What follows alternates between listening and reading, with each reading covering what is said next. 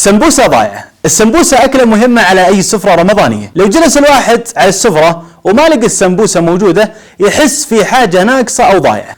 من هنا جت فكرة سمبوستنا. وفي هذا البرنامج عندنا 3 جوانب لأشياء مهمة ضاعت علينا في رمضان. تعالوا معنا نشوف وش هالأشياء.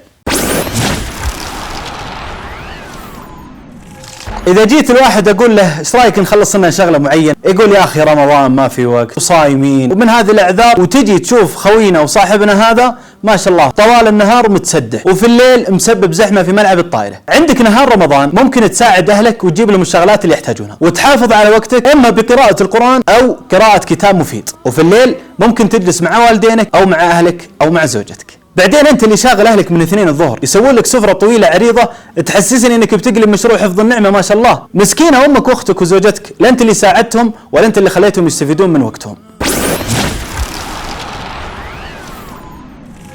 رمضان موسم رائع لمساعدة الآخرين وكسب الأجور. في نهار رمضان ممكن أهلك يحتاجون شغلة تخلصها لهم، وصديقك وجارك لو طلب منك مساعدة حاول أنك تساعده وتكسب الأجر. وعلشان كثير من الناس يضيع وقته في نهار رمضان في النوم، ترى يضيع عليك أجر تفطير الصائم. الحمد لله مشاريع إفطار الصائم موجودة في كل مكان في بلادنا الغالية، تقدر تساهم بفلوسك وتقدر تساهم بمجهودك. وأبشرك تقدر تفطر لك صايم ب10 ريال عن طريق الجمعيات الخيرية، وكذا ساعدت الآخرين وكسبت الأجر وحافظت على وقتك الثمين.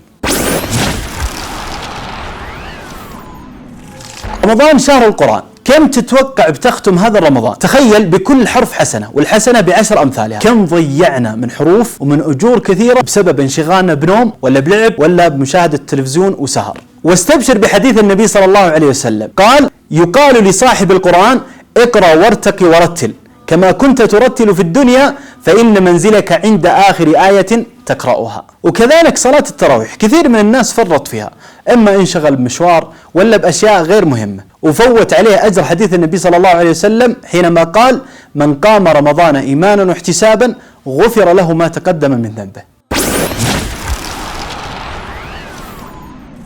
هذه 3 جوانب مهمة في يومنا الرمضاني. إن شاء الله أنكم استفدتوا. لا تنسون تسوون لنا شير ولايك وسبسكرايب. أسأل الله عز وجل أن يسعد كل من ينشر هذا المقطع وهذه الحلقة ويجعلها في ميزان حسناته.